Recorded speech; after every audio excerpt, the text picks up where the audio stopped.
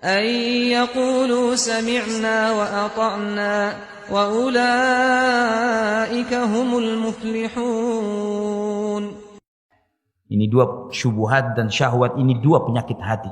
Dua penyakit hati yang ruang lingkupnya besar.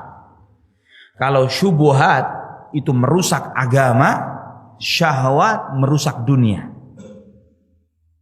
Syubhat itu merusak agama. Apa itu syubhat? Kata syubhat itu artinya keraguan-raguan, keremang-remangan, ketidakjelasan.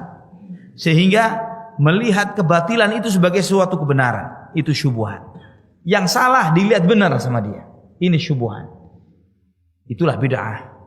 Itulah kesesatan, penyimpangan dari jalan Allah, dari jalannya Rasulullah SAW. Obatnya apa? Obatnya itu ilmu, Al-Quran dan Sunnah. Obatnya adalah petunjuk Rasulullah SAW dan para sahabatnya. Mengikuti jalan Allah, jalan Rasulnya dan jalan Rasulullah SAW. Itu obat untuk menyelamatkan seseorang dari penyakit syubhat. Jadi selamatnya bagaimana?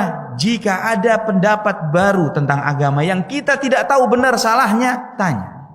Apakah seperti itu Rasulullah mengamalkannya? Apakah seperti itu para sahabat? Khulafaur Rasyidin, Abu Bakar, Umar, Uthman, Ali, ridwanullah alaihim ajma'in, di dalam mengamalkan ajaran itu. Jika iya, terima dengan sepenuhnya. Gigit dengan gigi geraham kita sekuat-kuatnya. Itu sunnah. Alaikum bisunnati wa sunnatil khulafair rasyidin al-mahdiyyin min ba'di tamassaku biha wa 'addu 'alaiha bin nawajir. Namun jika kita dapati ternyata Rasulullah tidak mengamalkan seperti apa yang disampaikan, demikian pula para khulafaur rasyidinnya Abu Bakar, Umar, Uthman dan Ali, maka itu tidak akan pernah masuk bagian dari agama ini. Buang sejauh-jauhnya. Karena tidak akan bisa memberikan keselamatan bagi seseorang. Karena tidak ada yang lebih tahu tentang Islam, lebih tahu tentang Al-Quran, tentang jalan keselamatan melebihi Nabi kita Muhammad sallallahu alaihi wasallam. Maka jika itu sesuatu yang baik, pasti akan dibuka oleh Rasulullah, disampaikan kepada kita, dicontohkan oleh beliau agar kita mengamalkan sebagaimana beliau mengamalkannya. Karena Allah menjadikan satu-satunya uswah hanyalah Nabi kita Muhammad sallallahu alaihi wasallam, bukan yang lainnya. Ini syubhat. Adapun syahwat merusak dunia seseorang. Syahwat terhadap wanita, syahwat terhadap kedudukan, syahwat terhadap harta, ya, syahwat terhadap popularitas, ketenaran. Ini syahwat-syahwat yang merusak.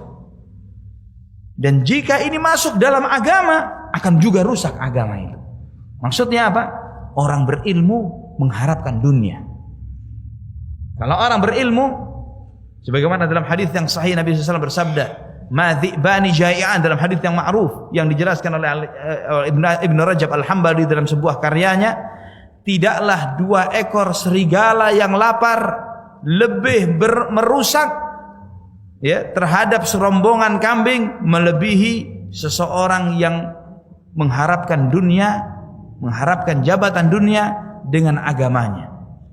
Jadi jika ada serombongan kambing, kemudian dia ketemu dengan dua ekor serigala lapar, sangat berbahaya. Serigala lapar, nggak laparnya aja bahaya bagi kambing. Ya, apalagi dua serigala lapar. Kata Nabi, ini tidak lebih bahaya ketimbang seorang yang berilmu agama dan mengharapkan dunia dengan agamanya. Wallahul musta'an. Dan ini akan merusak, sehingga seorang yang berilmu bisa berfatwa menyelisihi kebenaran, mengatakan yang batil itu hak, yang hak itu batil, untuk mendapatkan kesenangan, sebagian dari kesenangan dunia, bahkan bukan untuk dunianya sendiri, dunianya orang lain, dunianya para pengusaha misalnya, dunianya para umara, pemimpin-pemimpin yang zalim yang tidak berhukum dengan hukum Allah. Mereka mencari legitimasi, wahai ustadz, wahai syekh, wahai kiai, ini halal enggak? Oh iya halal, padahal haram. Ya, dan karena dia menghalalkan itu, dia mendapatkan sebagian kecil dunia, sebagian besar dunianya diperoleh oleh yang lainnya. Menjual agamanya untuk dunia orang lain. Allahul musta'an, wala haula wala quwata illa billah. Nabi mengingatkan kepada kita, ala inna fil jasadi mudghah, fa idza saluhat saluha sairu jasadihi wa idza fasadat fasada sairu jasadihi, ala wahyal qalb.